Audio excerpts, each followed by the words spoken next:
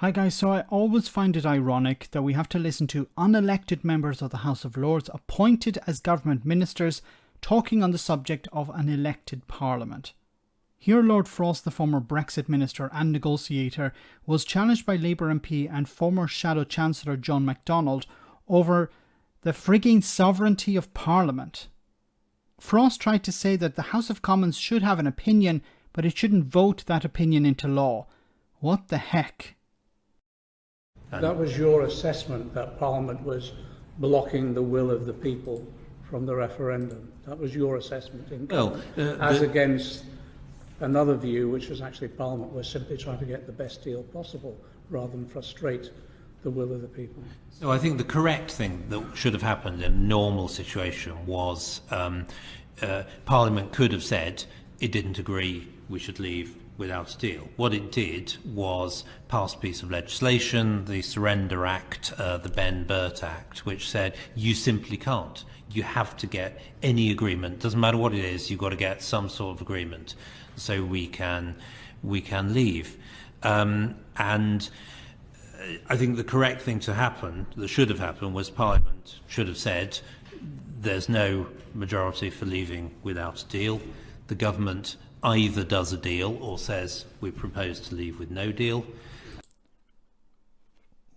What the hell is he talking about here? That Parliament said... No, when he talks about Parliament saying, he's trying to give this impression that someone in Parliament stands up and says something and it means nothing. No, Parliament saying is voting. And Parliament voted for the government to get a deal. Because they had been and not to get a deal, but to get a deal. That was Parliament exercising its sovereignty, its democratic right. It said to the government, to the executive, you need to get a deal. Now, at any stage, Lord Frost could have said, look, I don't want anything more to do with this. I don't agree with this, and walk away. But he didn't. He never complained. He complained about Parliament, but he never complained about the Brexit deal or Brexit itself. And what's happening now is he's blaming Parliament, he blamed Theresa May, he blamed everyone but himself. Although he never decided, this is not working, I'm walking away. He stayed until the end and after.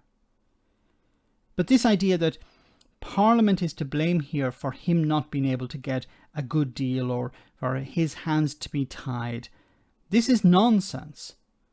We saw the damage Brexit was doing. Brexit was not being undone in any way. Parliamentarians saw the damage Brexit was doing.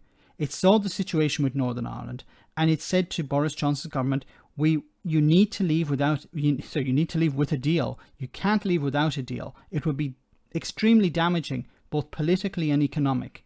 And we're seeing the results of some of that now. And Lord Frost doesn't seem to understand that. When he says Parliament should have just said, that's absolute BS. And if they can't get that through, there's then an election, because the government can't get its major policy through. As it was, all those things seem to be blocked. Now, it unblocked in the end because everybody got embarrassed into seeing that the system just couldn't work. But in principle, that situation could have been sustained for quite a long time. There wasn't an election because it was embarrassing. I believe there shouldn't have been an election in the first place, but there wasn't an election because it was embarrassing. It was because Boris Johnson was not doing as he was told by Parliament. Boris Johnson did not have a majority. He was relying on Parliament to tell him what to do. And Parliament was telling him what to do, and he was dragging his feet. And then it eventually came to an impasse where Parliament was telling him to do something, Boris Johnson was refusing to do it, and then an election was held. And the fact the EU could see it meant that our negotiating hand was hugely undermined, and we had to agree more or less what was imposed on us in order to be able to move forward and deliver the referendum result. Once again, so this idea that our hands were tied and the EU could see this, and the EU forced us into a position, and Parliament forced us into a position. And as I said before, if Lord Frost truly believed this, then why didn't he walk away? Why didn't he resign? Why didn't he say to Boris Johnson, I can't negotiate this, my hands are tied. I'm not going to come back with a bad deal and be punished later for it. I'm not going to give you something that's bad and then, you sell it to the public and then we suffer the consequences later. I don't believe for a second that he actually thought it was a bad deal. I don't believe for a second that he contemplated walking away. He either didn't understand, he didn't read it, or he did and he just didn't give a crap. And it was all extremely unsatisfactory, I think is the best one could say. Look at his body language. I'm sorry, I'm not an expert on body language, but he looks extremely uncomfortable here. It's like somebody who's lying about something that they originally supported. I won't get into the emotive language of surrender bills, etc., that you turned us into. But the issue was Parliament agreed on that election. So Parliament fulfilled its duty, seeking to hold the executive account, seeking to advise the executive on a way forward, different options on the way forward. And then eventually when Parliament couldn't agree, it then fulfilled its duty by voting for a general election. That's what Parliament did, isn't it? So I think what you say it rests on a view of the separation of the executive, the government, and the legislature that isn't the way our system works. The two are merged. If you've got a system like you do in many European countries where there's a formal separation of powers, Parliament can take different views from the executive, and it's understood that it has legislative powers to go with that, the government has to work within it. That's one situation. If you have a constitution that works like that, then everybody adjusts to it and everybody behaves accordingly. Is he advocating here for a European-style parliament, a European-style constitution?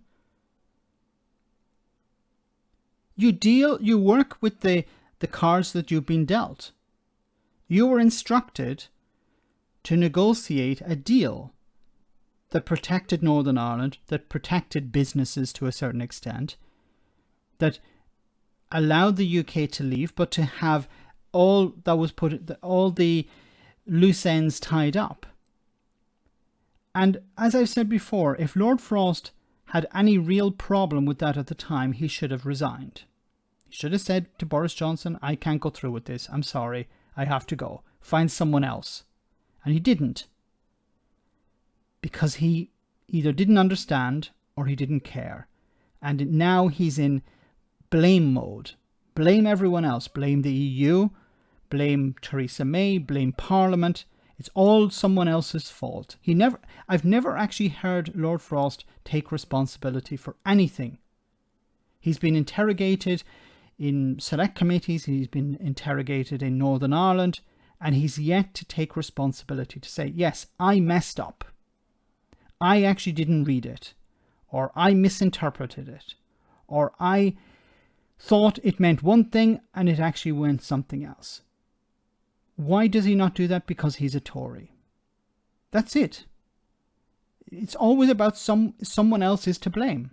I'll never take responsibility. Just like his boss, Boris Johnson. Boris Johnson never takes responsibility. He'll say, yes, responsibility ultimately lies with me, but it's always somebody else's fault.